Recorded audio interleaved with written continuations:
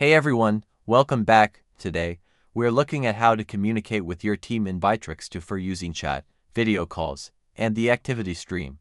First, let's talk about chat. On the bottom right of your screen, you'll see a bar with your colleagues' faces.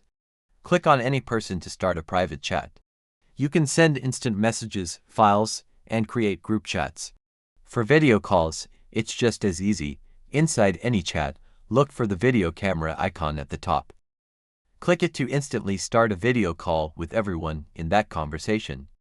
No need for a separate app. Now, let's look at the activity stream. You can find this on your main dashboard. Think of it as a social network for your work. You can post updates, share files, and comment on posts. It's perfect for announcements and team discussions. You can create specific streams for different projects, and that's it. With chat, video, and the activity stream, your team stays connected. If this improved your team communication, please like and subscribe. See you next time.